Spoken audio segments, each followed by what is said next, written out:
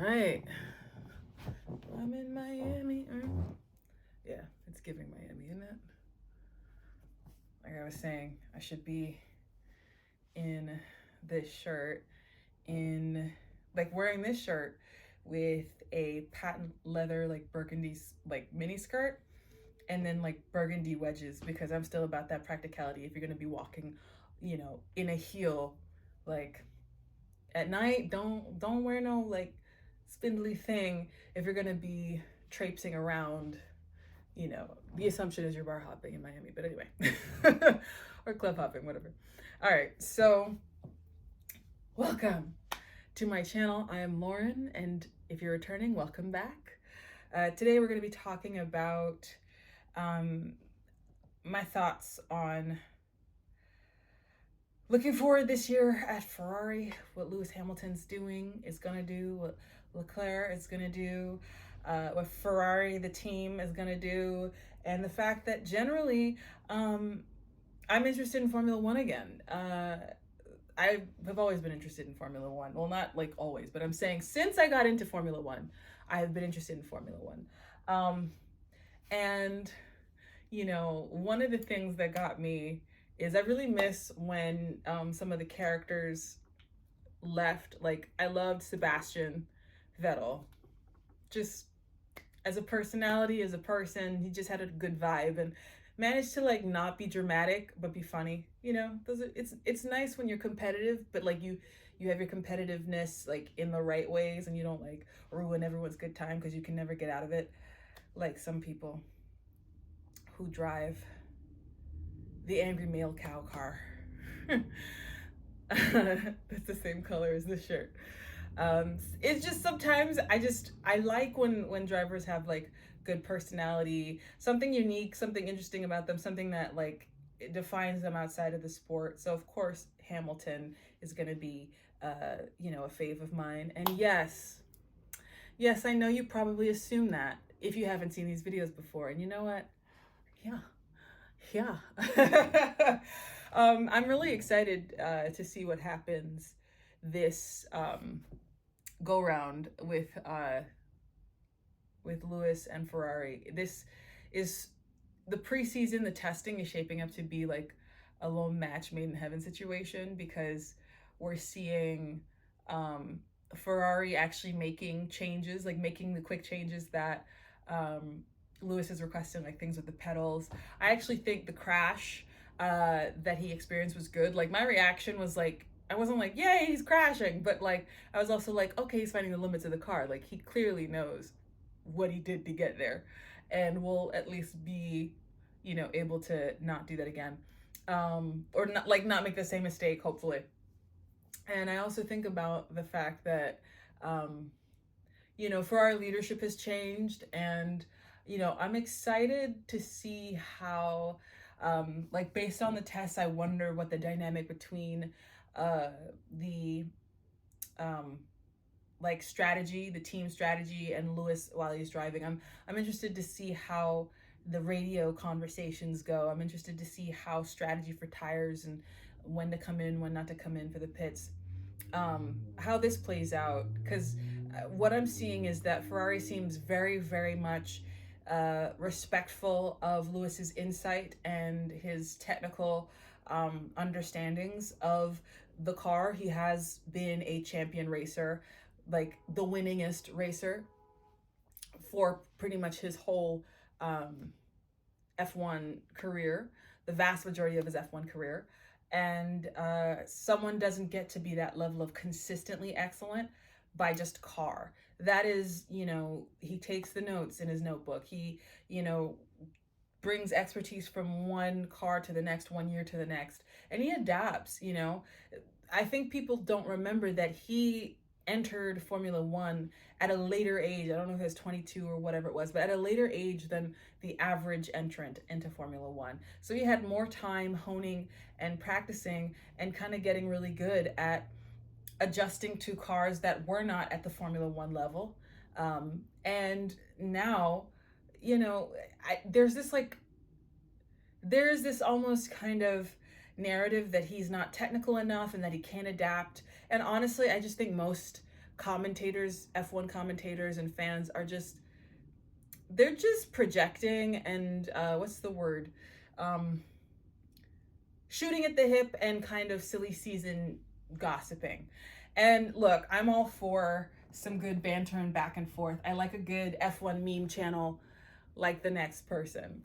But it's very weird the sudden amnesia people have for the years of talent in different vehicles. And it's weird as well how the move to Ferrari is treated almost like he's for the first time ever made a big move that no one expected. When it's like going to Mercedes, they were not a top, they were not like they were not the champions that they became with him.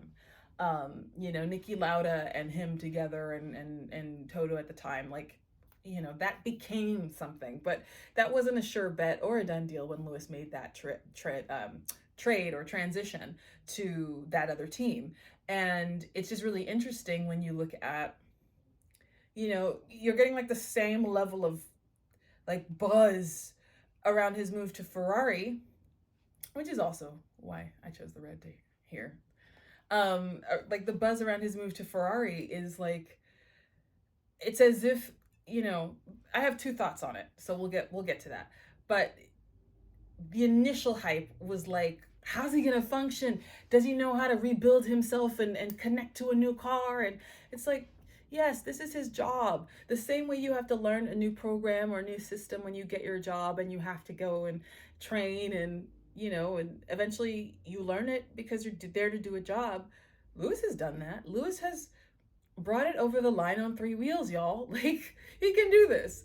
And again, I'm just really happy to see how on board Ferrari have been with the changes that he's requested. I'm just happy to see that there's, you know, they're open-minded. They're willing to listen. It's weird when a team stops listening to a champion, like an 8-time world champion. Like, it's weird. There's no reason to like suddenly doubt all of the calls he's making. When he is allowed to do it his way, he wins, you know? And so anyway, I'm excited for Hamilton this season. I think it's going to be really interesting. It's going to be interesting as well. I'm excited for the Ferrari life, like the Tifosi. Like I'm excited to see how the Italian fans. We already saw when Lewis emerged on, I can't remember the date, but when he emerged earlier this month in the Mafia Don, the like Don of Maranello pinstripe, like, you know, gangster / church usher and security suit. Like, you know, he really came out like he was about to usher you to your seat, you know, yes ma'am, 3rd row pew right there. It was really hilarious to see. He was so stylish. I loved the suit. I thought it was sartorially on point. And I like that it was like he meant business. He came there to work, and that's how it really came across. So I love that. I thought that was super, super cool. And I loved seeing the reactions of the Italian fans. I also really loved the way that Ferrari itself like led up to this. I'm loving the like really well coordinated social campaign. I'm loving all the Easter eggs that were dropped. You know, I'm loving that he and Lewis and Angela Cullen are working together again, because that was like a little dynamo team right there. So, you know, I'm excited to see, you know, what he pulls out this season. Now, I also think as far as performance in the first few races, like I fall either way as far as like, will he do well or will he be okay? Like, fine, not fantastic, but fine. And the way I see it is, you know, because Ferrari's taken the approach of, you know, we're going to back whoever shows themselves over the course of the season to be the leader pulling ahead. You know, I like that. I like the stance that Ferrari took where they're not like having team orders in some preordained nonsense. I like that they're like, compete and we just support who's already making those strides. That makes sense to me. Um, and it, I think, also causes both drivers to say, hey, look, it's a, all's fair and in this, let's just give it our shot. We don't have to do politics on, the home court. So I think that's really cool. Yeah, I think all in all, Ferrari is handling all of this really well. As far as the first races, though, I do think either one is possible, and I'd be okay with either one, because if he starts and his response or his performance is kind of middling, to me, that's still a sign of getting used to the car, and getting used to the car in the actual context of racing. Um, and then if he does well, then I mean he's doing well. If he's like qualifying on pole or like top 3 or whatever, like there's no complaint there. That's great. What do I think is most likely? If I'd flip a coin and had to like say this is the one, like this is, I think he's gonna be top 3, top 5 maybe, but I really do think top 3. I think people truly forget that he's a professional driver. At some point, there are just skills that these drivers have. Now, we know that there are some people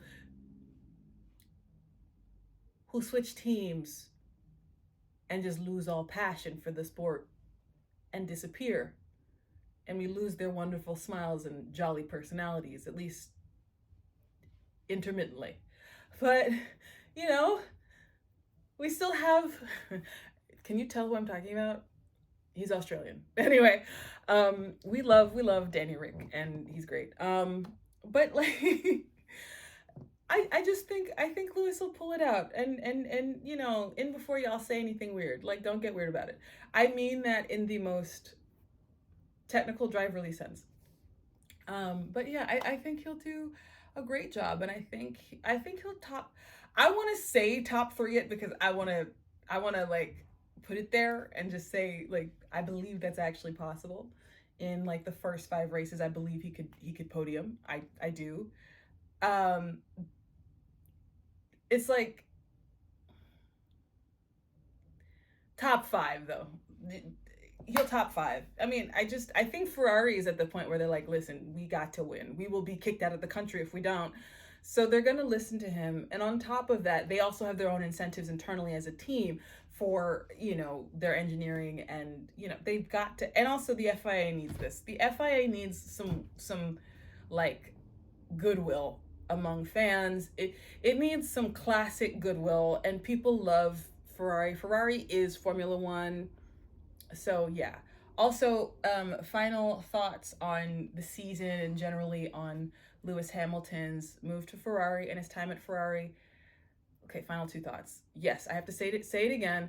The sartorial moments, chef's kiss. Like, chef's kiss. Like, that suit, the shoes, homeboy loves a nice chunky heel. He likes a chunky sole. That's like a Subway sandwich sole, That's like a hero roll sandwich sole. Anyway, yeah. So yeah, and the last thought, it's kind of sartorial as well. So Ferrari has a clothing line.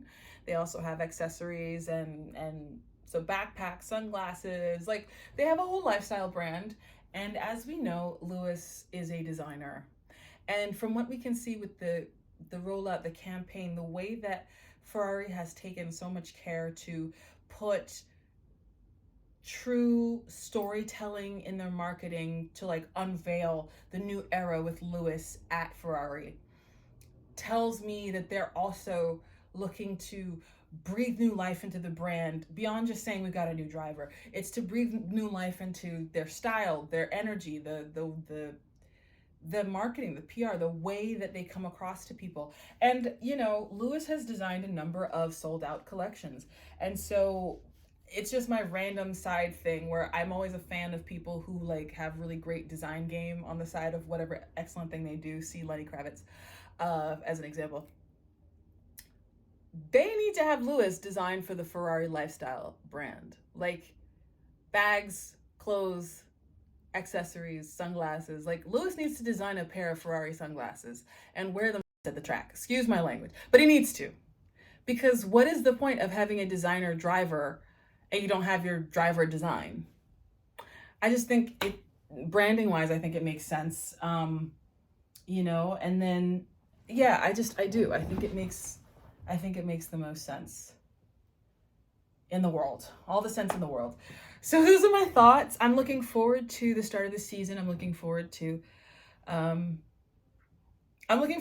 everybody who, all the commentary, all the channels, Wonderful, Wolfpack, SB in something 44, Tomo F1, Pete Windsor, Kim Illman.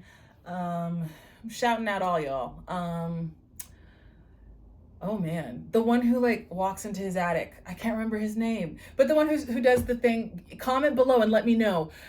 What did you think of Lewis's style? What are you looking forward to between Ferrari and Lewis collaborations fashion-wise? What are you looking forward to as far as race performance? Where do you think he'll qualify in the first few races?